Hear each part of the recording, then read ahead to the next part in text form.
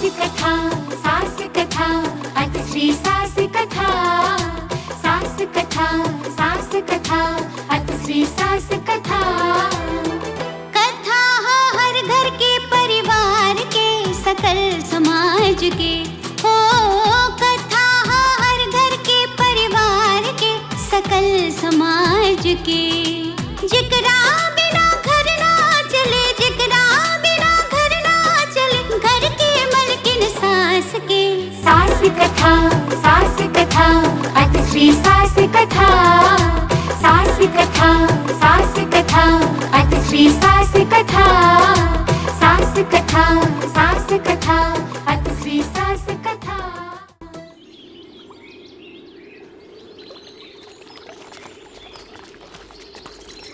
Husband जी। हाँ बीबी जी। यहाँ दूर दूर तक कुछ दिखाई नहीं खे देत। अरे तो 10 बार तो फोन कर देले बानी, अब हम का करी? उतना फोन कैले के बाद भी न भैया आइल बारे न भतीजुआ आइल। हाँ लवर जी। जी सनम जी। जब केहू आइले नहीं खे ई सब सामान रहुए लेके घरे चली। हाँ तो जाहे के न पड़ी। ई बेगवा बड़ा भारी बा, एमे चक्कू लगल बा गुरकाली का। हाँ महंगा के बेग बा, चक्का टूट गल ता। 1 नंबर के बाद चक्का टूट सकेला। देख हमू ले बानी, तू ठीक कहता रू। चलो चलो। हाँ चलो। ए देख दीदी हुआ चली। देख बेगवा बड़ा भारी बा। कितना बढ़िया सीन बा।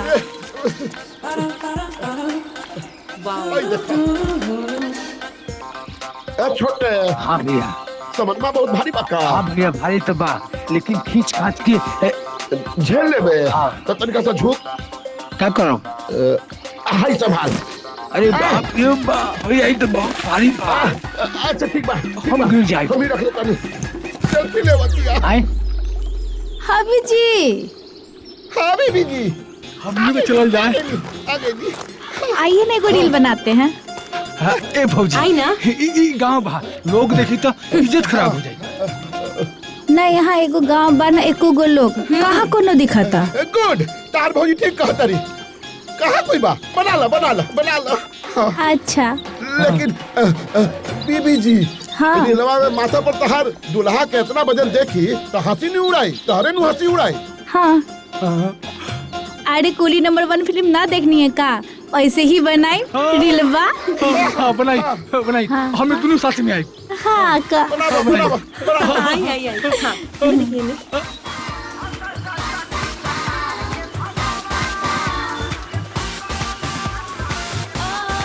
हबी जी हाँ जुली जी। तनी मुस्कुराई ना। ऐसे कौन मुस्कुराला? कैसे मुस्कुराई? ऐसे। अब बड़ा भारी सवाल लेके।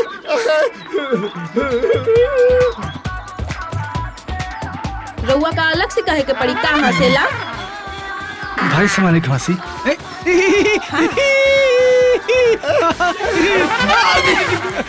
क्या करत नहीं, ठीक से खड़ा रही ना। चल ठीक बात चली। थोड़ा और बना लेती। चलिए आगे। हाँ चलिए। अभी तक केहू लेवे ना आई दीदी। हाँ बड़ी देखा दूर ना। वहाँ पर सामान बा। इतना दूर चल आल बानी, एको गो आदमी नजर नहीं के आवे। भैया है नहीं। हे भगवान। जुगाड़। जुगाड़? कौन जुगाड़ रे? अरे हम देखी ना देसी जुगाड़।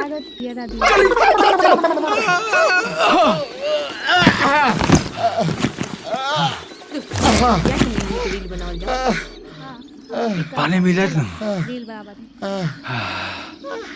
ए छोटे। हाँ भैया। गाड़ी के ड्राइवर को बुलाओ। रे ड्राइवर। अरे हाँ भाई। हमनी के गरज बा। अच्छा। एगो काम कर, ड्राइवर के पीछे साहब लगा के बुलाओ। ड्राइवर साहब। जी साहब ड्राइवर जी। तेल लगावे खातिर कहनी हाँ, घीव ना, घीव बहुत महंगा बा। जब साहब लगाइए देले तब पीछे इतना लंबा जी लगावे का जरूरत रहे? साहब कह के बुलाओ। ठीक बा। ड्राइवर साहब जी। ए आवतानी।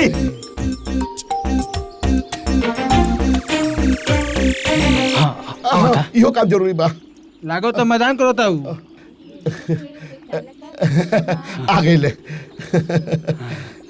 अरे वो का रहे ना, मैदान करे गए नहीं।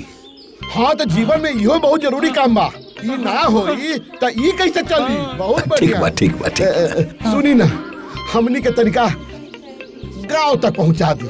बहुत थक गए बानी। जाके कहाँ बा?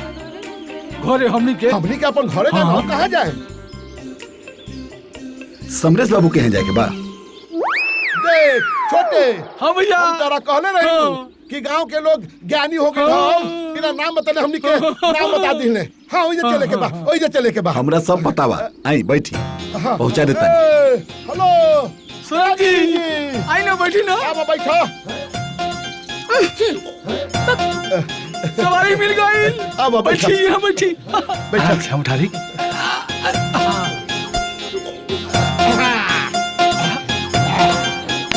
भैया हाँ ये गाना गाई। गाओ गाओ। आज शहर में खोजनी, आ गौवा में खोजनी। ठेली का? अरे चलावा मरते।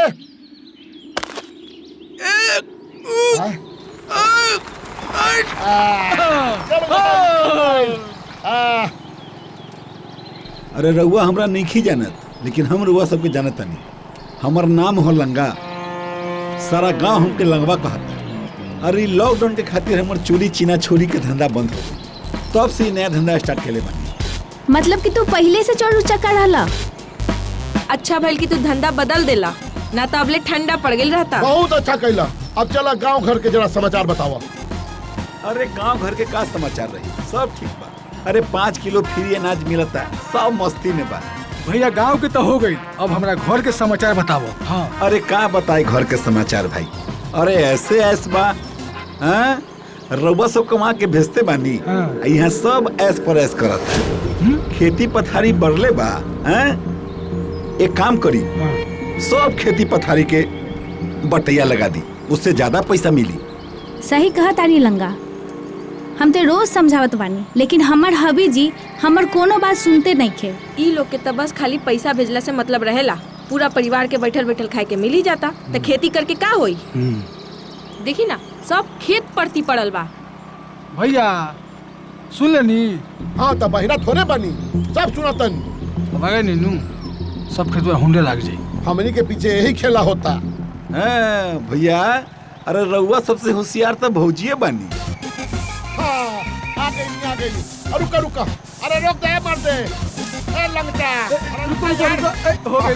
बाबूजी, चाचा चाची आगे लोग।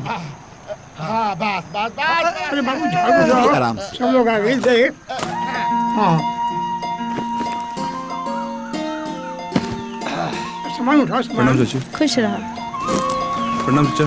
खुश रहा। प्रणाम प्रणाम भैया।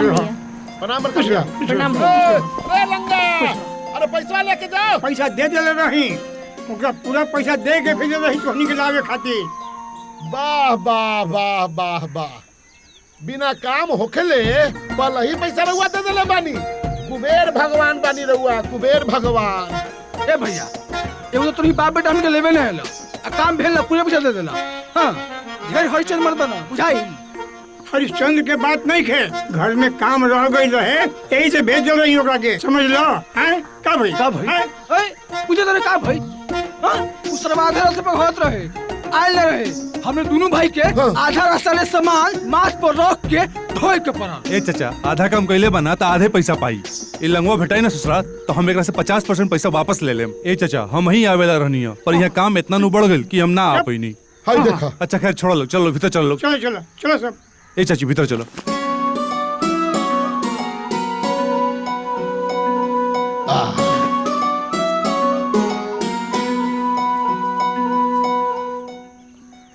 कहाँ बाड़ी दुल्हीन?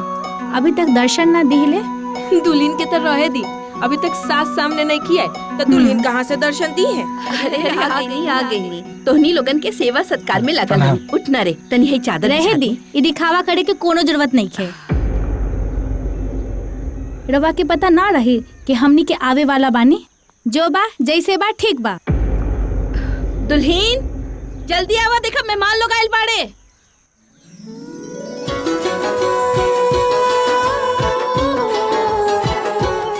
हम आवतानी। ए दीदी, ई तो बड़ा सुंदर बिया। चुप रह, इतना बस सुंदर रहे ना तो ये घर में का करत रही। प्रणाम। खुश रहा। खुश रहा खुश रहा।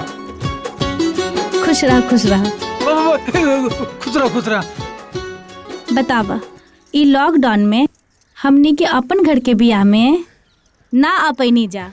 चांद जैसन सुंदर दुल्हन के दीदार 1 साल के बाद होता। ठीक कहा तेरी दीदी। आवा दुल्हन आवा, पाँव पखार दा।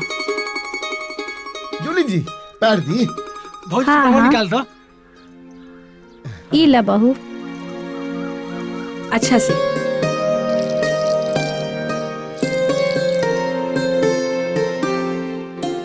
प्रणाम चाचा जी, प्रणाम चाची जी। खुश रहा खुश ली रहा। जा, गुड़ पानी खाई पी जा। अरे बुचिया, जी चाचा जी। हाई पानी या गुड़ लावे के क्या जरूरत रहे? डायरेक्ट खाने खिला दे हमरो तू। पस भूख लागल बा, खाने से ठीक होई। हाँ ठीक बा। रवा के ना खाए के तो ना खाई हबी जी, हमनी के तो खाई दी। ला बने हबी जी। हाँ दा। जिया जी के लागता कि गुड़ पानी खा ली है तो खाना कम खा पई है। वाह भैया का खाना बनेले बिया। बहू के हाथ में तो जादू बा। बबुआ, तिलक के पैसा देवे के समय आ गइल बा। अगर पैसा दिया जाए तो लोग के बड़ बयाना करे में सुविधा होई। देखना। अरे तोनी बोलत काहे नहीं खो? का बात है ना भैया, लॉकडाउन में हमनी के जो कमर टूटल बा, अभी हमनी के सहूर नहीं मिलल। देखी भैया, रउआ से हम पहले भी कहले रही कि शिवम के बियाह में जो पैसा तिलक में मिली, हाँ ओकरा में कुछ जोड़ के हाँ अब बुचिया के बियाह कर देवल जाई। बाकी ना, रउआ के तो महान बने के शौक बा, तो रउआ महान बने। ए बबुआ, जे सिद्धांत हम आज तक ना तोड़नी वही बुढ़ापा में तोड़ दी। बोला। अच्छा छोड़ी उस बात, ये बताई शादी खातिर कितना सकरले बानी? ज्यादा ना हो, 5 लाख सुखा सुखी और द्वार पे खर्चा खाती 2.5-3 लाख। ओ मतलब 5 आ 2 7। हाँ 7.5 8 मतलब 7.5 8 लाख रुपया। भैया ये रिश्ता कुछ ज्यादा महंगा नहीं दिखाई दे। भैया शादी ब्याह के समय है, 19-20 होत रहेला। रुआ कम से कम 10 लाख मान के चली। चाचा, महंगाई इतना बढ़ गई बा कि 10 लाख के कौन वैल्यू बा? हाँ बाबू, सही कहता रहा। तोरा ला 10 लाख के कोनो वैल्यू नहीं के। पैसा कहाँ से आवेला हमरा नु मालूम बा, हमरा भैया को नु मालूम बा। तू तो पढ़ाई के बहाना लेके जाला घूम ही रहला। हर महीने इतना पैसा चाहिए, पॉकेट खर्चा चाहिए।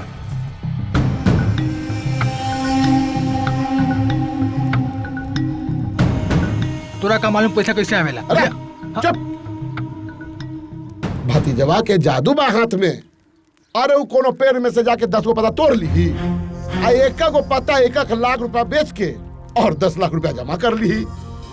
ऐसे बचवा जाना तेरे, ये जे तहार चचा बारन ना, वो तहरा से ज्यादा उम्र के नहीं खान। 2 साल या 4 साल तहरा से ज्यादा बड़ा हुई है। बाकी देख, ये उम्र में लखपति बन गई। 10 लाख रुपया बहुत बड़ा चीज नहीं है। अरे खाला खाला, ज्यादा मान ना दिखावा। चलिए अब ठान लेने वाले तो रुआ पगड़ी का हमनी का मान रखो। बबुआ, तोहनी जैसन लक्ष्मण या भरो जैसन भाई हो की ओकर पगड़ी कैसे गिरी? रउआ टेंशन मत ली भैया, रउआ के पगड़ी गिरे ना दे। ए दीदी देख ना। हाँ देखना देखना, हमरो गाना कितना वायरल हो गए। अरे ये निढ़ू दुढ़ू कहाँ गेल बारे? अरे कहाँ हुई है, बाप भाई लगे बैठ के अपन सुख दुख गावत हुई है। ये लोग के सुख दुख गायला से हमनी के कौन फायदा? हमनी के अपन पास से 5 लाख रुपया देवे के न पड़ी। दुल्हन, सारा काम उरिया गइल की कुछ बाचल बा?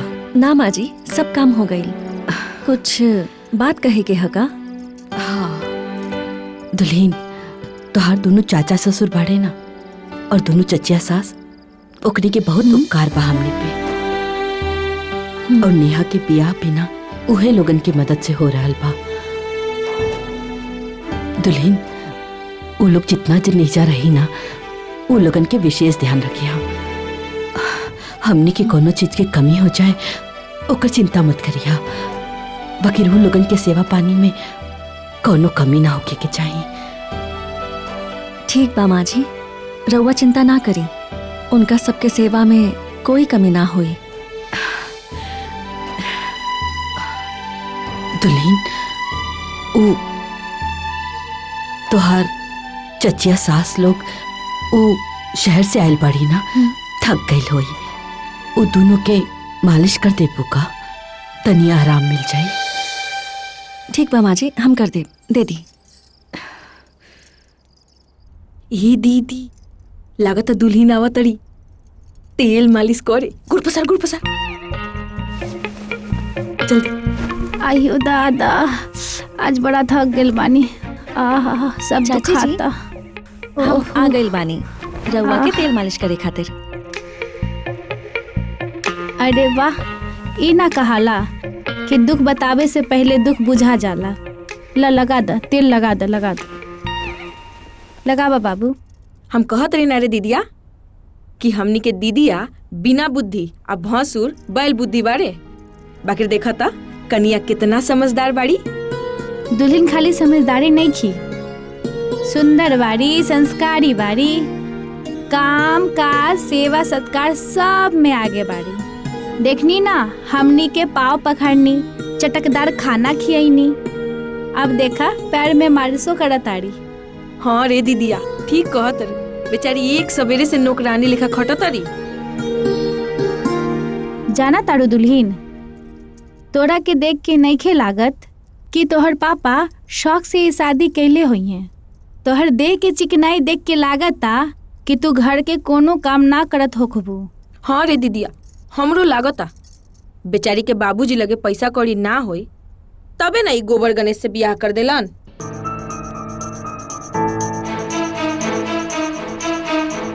चाची जी, ई बात तो सही बा कि हमार बाबूजी पैसा रुपया वाला इंसान नहीं खे, लेकिन ऐसन बात नहीं खे कि कोनो मजबूरी में हमार विवाह यहाँ कैले बानी।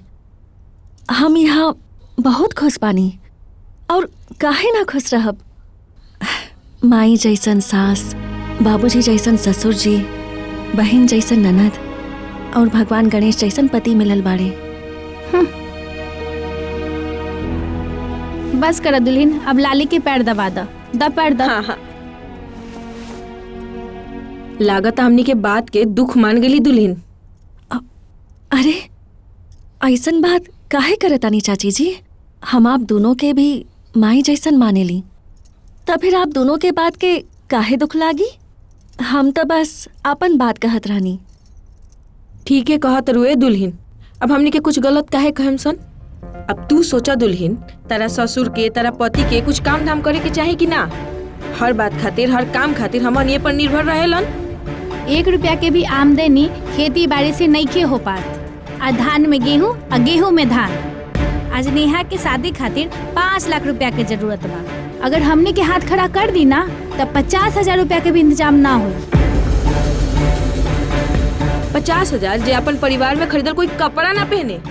हमनी के देहल कपड़ा से जाड़ा, गर्मी आ बरसात बीतेला। ई लोग के तब 5,000 के भी लाला पड़ जाई। आ ई बार तो हमनी के तोरा खातिर भी सुंदर कपड़ा लायल बनी दुल्हीन, लेबू ना। अरे काहे ना चाची जी, हम जरूर लेब। ई ना बात भइल। आ सुना, हमनी के जितना दिन बानी जा, एक से एक बढ़ के चटक खाना खियावा। ठीक बा, अब जा दुल्हीन, तू आराम कर जा। ठीक बा, रवा लोग सूत जाई।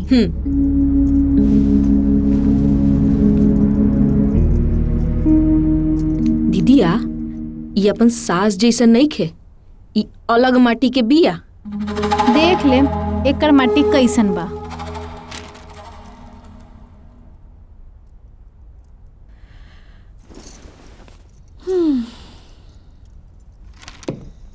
आ गई लू, हो गई चाची लोग के सेवा सत्कार।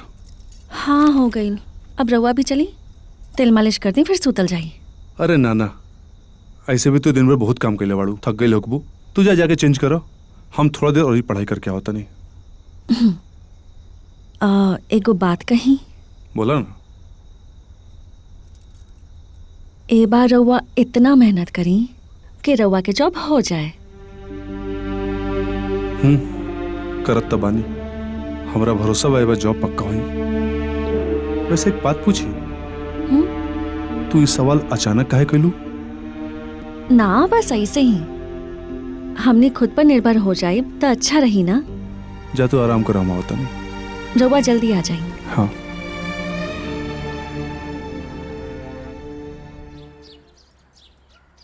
छटकी, ए बछिल की छटकी आ गेले, ले ई नाश्ता कैले। ई कहा? ई चूड़ा दही ह। ई सब हमनी के ना खैला सन। अरे उना दुल्हन रात में थक गई रहे, जल्दी ना उठ पैलस। अब उठी ना तो बना दे, तब ले खा लेना, भूखाइल होबे। ले खा ले। दुल्हनिया उठल नहीं खे, रउआ तो उठल रही ना, रउआ बना देती। घर में गैस चूल्हा बा, हमनी के आइला सन त माटी के चूल्हा फुकाए लागेला। इतना दिखावा करे के जरूरत नहीं खे। अच्छा अबे बना देता नहीं, तब ले खा ना, लेना ले पकड़ ना। चाची जी कहाँ हो गई? हमरा से का पूछा तू? अपन सास से पूछा, कब से दही चूड़ा खाए के जिद पकड़ ले बड़ी। अरे हम जिद नहीं खे कैली, हम तो ई कहत रहनी है कि भुखाइल होबे तब ले खा ले। अच्छा ठीक बा, आज से तोहनी के अनुसार ही सब कुछ होई। जौन बोलबे ना तोहने बनी, ठीक बा? रउआ का बनाए मा का खियाब हम सब जानत नहीं। अरे तू ई बतावा, तू हमनी से रात के वादा केले रहलू ना कि हमनी के जे खाएब तू वही पे कहबू। रात गई, बात बदल गई। ना ना, हम तो वादा कैले रही। चाची जी, लेकिन माँ जी के का गलती बा? सब गलती हमार बा। हम ही सुबह जल्दी ना उठ पाईनी, ना तो रउआ सबके नाश्ता तैयार रहित। नाश्ता तैयार है, तू तो खुद टांग पसार के देर तक ले सुतल रहो। का डींग हकले रहो, चाची के सेवा करे, चाची के बढ़िया बढ़िया चटकदार खाना खियाए। तू उन्हें टांग पसार के सुतल बारू, एने तार सास चावल दाल बचावे के दिमाग लगावत रही। अरे कुछ नहीं के बचावल चाहता है। एक काम कर, तोहनी लोग थोड़ा रुक रह दा, हम सब अलग बना के हमनी के खा लेम सन। अरे कैसन बात करत तारो? घर में बियाह बा और घर में तू चूल्हा करबू? नहीं, ये ठीक नहीं खे। अरे गांव में हमनी के इज्जत करा जाए। हाँ तो वो लोग बनिया ना किया तो का करब? अलगे नु बना के खाए। जब हमनी आपन खाई और रउआ आपन खाई तो रउआ लोग के यहाँ जरूरत है का बा? वाह, आखिर मन के बाद मुंह पे आइए गई ना कि हमनी के का जरूरत बा। हमनी के जरूरत नहीं खे, हमनी के 5 लाख रुपया के न जरूरत बा। वो तो अच्छा भइल कि हमनी के इनका के 5 लाख रुपया ना देनी, न तो कब के हमना के लात मार के घर से बाहर निकाल दे ले आगल दीदी इनका असली रूप। अरे चाची जी, जब पैसा ना देवे के रहे तो सीधा मुंह पे बोलती ना। पैसा खातिर इतना नौटंकी करे के का जरूरत रहे? खाना फेंके के का जरूरत रहे? देखी, याद रखी, हम कुछ भी बर्दाश्त करब, लेकिन हमार सास के अपमान बर्दाश्त ना करब। अरे बहू, जौन माजी के दियल खाना रउआ फेंक देनी। हाँ, उनकर छोड़ल खाना भी हम खा ले ली। जाई जाई, रउआ लोगन के 5 रुपया भी हमके ना चाहिए। हाँ हाँ, तो हम देखा तनी कहाँ से पैसा के इंतजाम करत रू। इके फुट्टी ला तरस जीबू। ए छोटकी, अरे दुल्हन ये का कहलू? तू बहुत ज्यादा बोल दिलो। माँ जी, रउआ चुप रही, ये लोगन के ज्यादा हो गई रहे। हम पूछा तो नहीं, तेरा चाची लोग से बहस करके का जरूरत रहे? अरे 15 दिन में तो उन्हीं के बर्दाश्त नहीं कर सकत लोग यार। जे मांगा तलोग दे द, जे बोला तलोग कर ले यार। पर तोहनी के आपन राग अलाप रहल बड़ा लोग। अरे कहाँ से हमें 5 लाख के जुगाड़ करब इतना जल्दी? कैसे अब नेहा के बिया हो? कहाँ से इतना कम टाइम में हम इतना बड़ा रकम के बंदोबस्त करब यार? प्रिया, तारा पे हमरा बहुत गुस्सा आ रहा बा। तारा वजह से बाबूजी बाहर टेंशन में बाड़े। शादी टूटे के वजह बस एगो तू बाड़ू। अब हम कौन मुंह से जब चाचा चाची के पास पैसा मांगेला? तू प्रिया बहुत बड़ा गलती कर दिले बाड़ू। जा अब तू बाहर जा, हमारा दिमाग खराब बा। छोड़ हमरा के अकेले।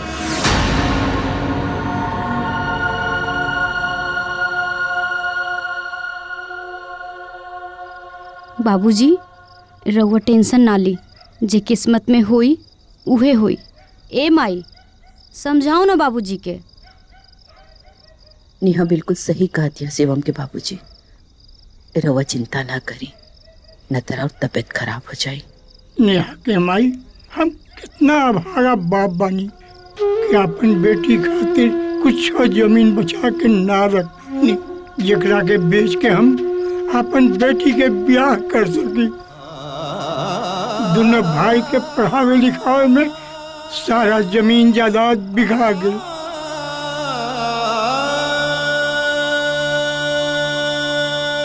बहुत मजबूर बनी नेहा की माई, हम बहुत मजबूर बानी।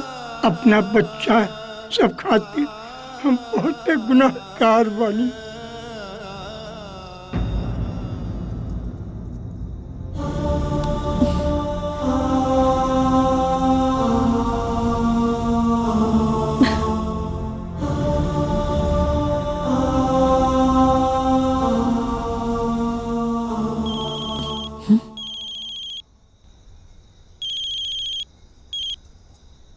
हेलो।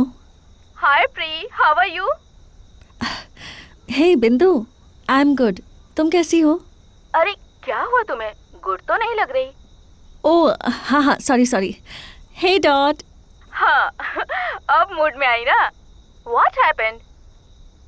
नथिंग यार, I am just a house cleaner here. House cleaner? मतलब शादी हुई, अब मैं सिर्फ बहू बनकर यहाँ पर अपने ससुराल में हूँ, बस। अरे यार, क्यों अपने स्किल का नाश कर रही हो? कितनी नॉलेज है तुम्हें फैशन डिजाइनिंग का, तुम क्यों नहीं अपने स्किल को यूज कर रही हो? अब तो मैं क्या ही कर सकती हूँ, कुछ नहीं कर सकती हूँ अब। किसने कहा? तुम्हारी जैसी लड़की ऐसा कैसे कह सकती है? यार तुम इतनी टैलेंटेड हो, तुम कुछ भी कर सकती हो। लेकिन यार यहाँ पर उतना आसान नहीं है। मुझे यहाँ कौन मदद करेगा? मैं। सोच के जवाब देना। बाय।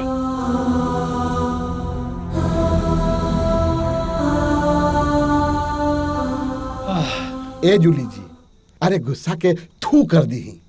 देखी, अब हमनी के मदद ना करें तो के करी? ऐसे भी ई लड़की के शादी ब्याह के मामला बा। तो हम कहाँ मना करत बानी? जाई जाके भाई बजाय के मदद करी। देखिए हबी जी, हमरा से पासबुक मत मांगी। हाँ ए भौजी, हाँ भौजी, जब लोग पासबुक ना दे तो बैंकवा से पैसा कैसे निकली? तारा कपार से ज्यादा दानवीर ना बनी, चुपचाप से बैठ के तमाशा देखी बस। अब जब ले लोग के अक्कड़ ढील ना होई, तब ले हमनी के कलेजा के ठंडक ना मिली। अब देखा तनी इनकर दुआरी पे बारात कैसे लागता।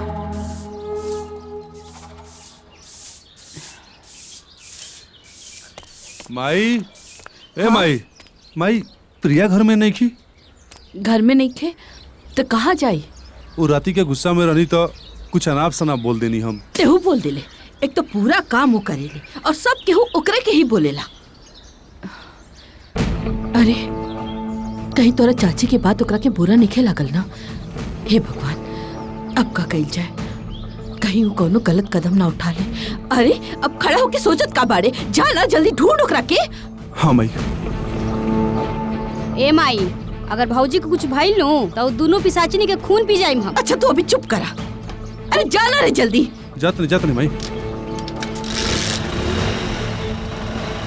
तू चिंता मत करो, हम लेके आओ तानी। हे भगवान, पता न कहाँ चल गए।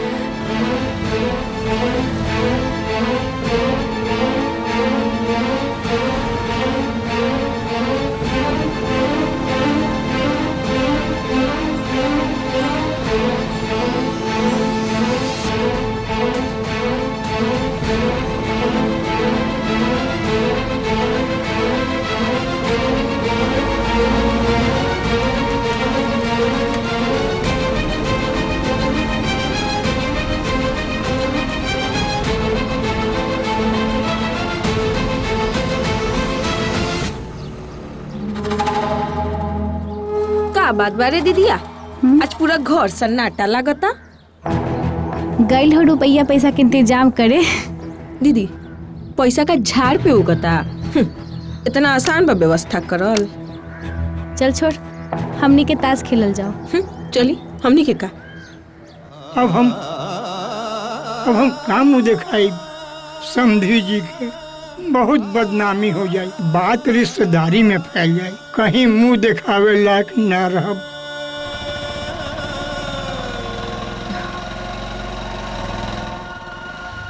का भइल? प्रिया कहीं ना मिली। ना मिलल ना तो ससुराली फोन लगावा।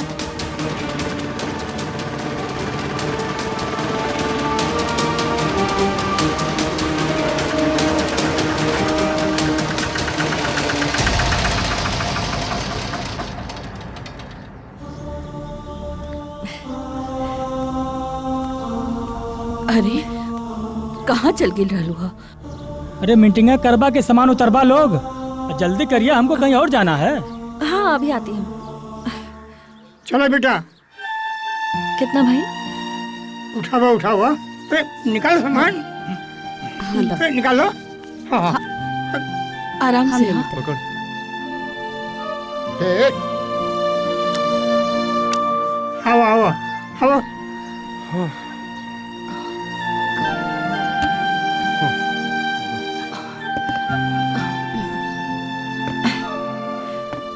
आओ। तू जीत गई। हाँ।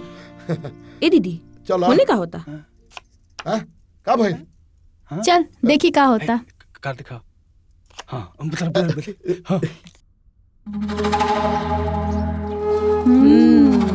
दुल्हन ये सब सामान के का करबू? हम ना हर तरह के सलवार सूट सब सिल के मार्केट में और ऑनलाइन दोनों जगह सेल करब। ईश्वर के कृपा रही तो सब बढ़िया हो जाई। नेहा के भी शादी हो जाई। रउआ लोग ना बस हमरा पर विश्वास करिए।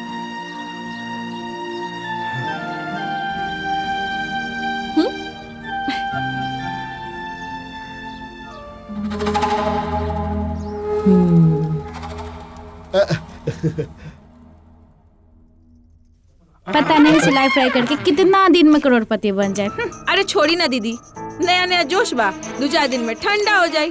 सिलाई फ्राई तो कर लिया, बाकी खरीदी के। का भाई के सिलाई फ्राई करता? उहे राडपुतो नया फैशन डिजाइनर बनल बाड़ी। अब बुटीक खुली। क्या हो गई? तू लोग अपन पैसा तो देवत नहीं खू। अगर वो लोग कुछ करके आ पैसा कमावे के चाहता तो ओकरो में आंख लगावता। हाँ भैया तो सही कहता रे। सुनी ना, लवर बानी तो लवर बन के रही, ज्यादा लवर मत करी। ए बाबू हम कहाँ लबर करता नहीं, हम तो तार पति नु बानी हो। त पति बानी नु त पति बन के रही, मालिक बने के ज्यादा जरूरत नहीं खे। चली ई का पत्ता बदलते नहीं न रहुआ। क्या कहला? चोर बानी दुनु। ना हम नहीं। बाटी फिर से पत्ता बाटी।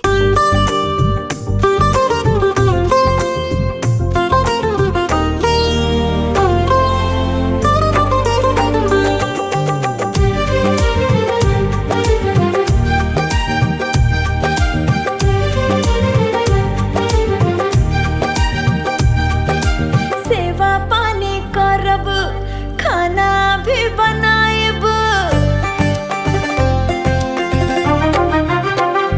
हाँ सेवा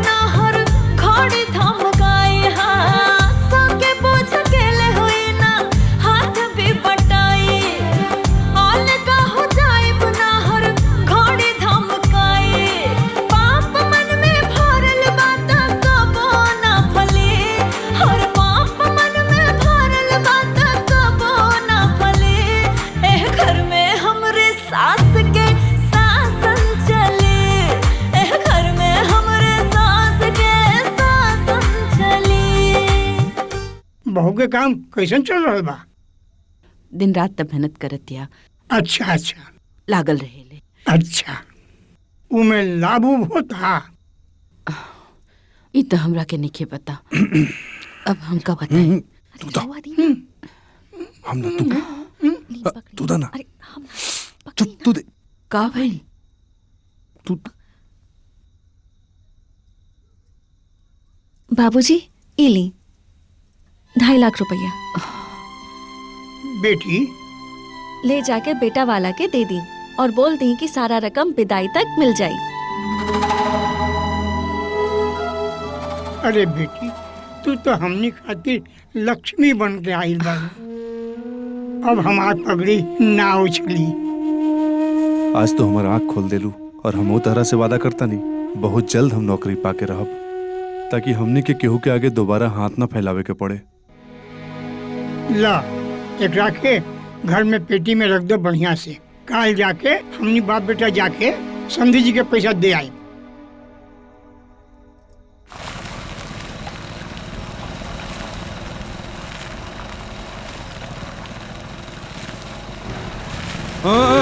आराम से। अरे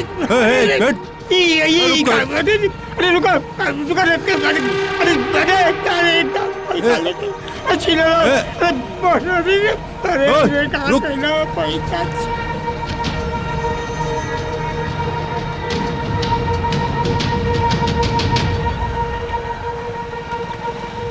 रुक।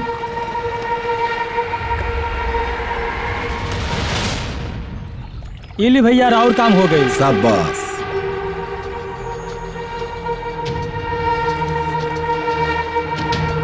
धरी अपन मजदूरी।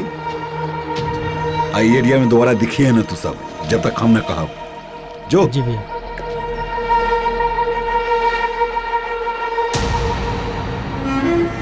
अरे कब नहीं है रुआ लोग?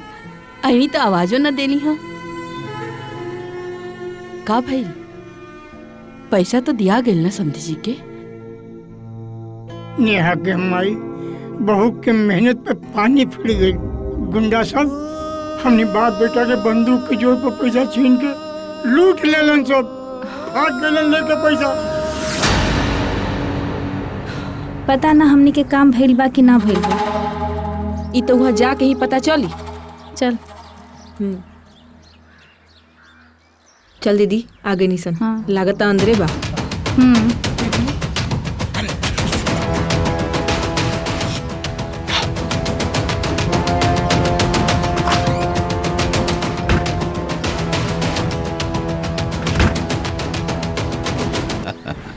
हैली भाभी लोग अपन हिस्सा है। अही तरह हमरा पर ध्यान रखब ना तो हमार पुरान धंधा फिर से जिंदा हो जाए। आ सुनो, केहू के कानो कान खबर ना लगे के चाहिए कि हमनी के फोन करके तारा के कहले रही अपन घर के आदमी के लूटेला। निश्चिंत रही रहुआ। अरे नाम बा हमार लंगा, लेकिन बात ढके खातिर इतना लंबा लंबा चादर रख ले बानी ना कि कभू उघार ना हुई। चल बहन चल। चली दीदी।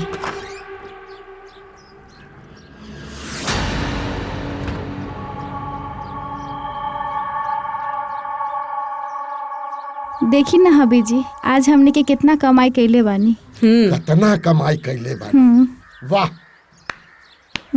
अरे चंडालिन, कमीनी, कुत्ती, तहरा तनिको शर्म नहीं खावत। ई कहे में कि तू पैसा कमेले बारू हैं? हमरा भाई या भतीजा के मरवा के ओकरे पैसा छिनवा देलू। ते का करी सन? तोनी जिसन भाई भतीजा के मदद करी सन। तोरा एक दूध से तोरा में डाइन में का फर्क रहे रे? अरे छोटे, एहनी के थप्पड़ से ना सुनियन जा। डंटा हाँ मिल गई। आज के बाद सकल मत दिखाइए, तो से रिश्ता खत्म।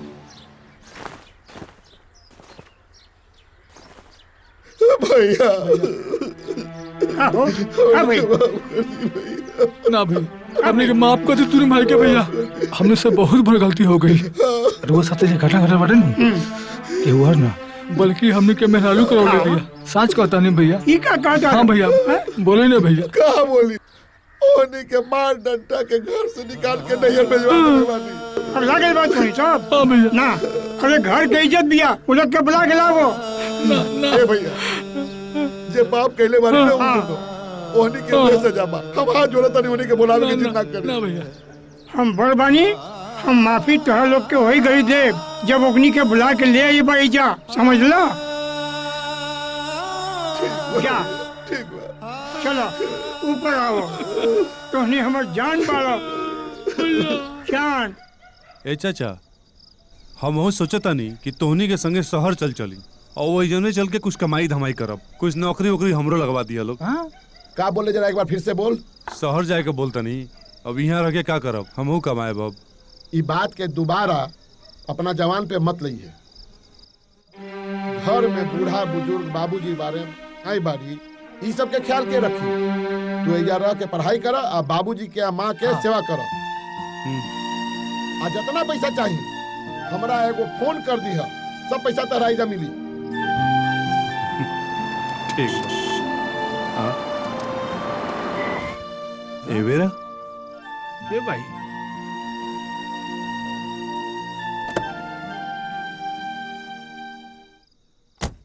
होखे वाला समझी जी बरन। आई आई प्रणाम प्रणाम प्रणाम प्रणाम प्रणाम प्रणाम प्रणाम। आई बैठी आई बैठी।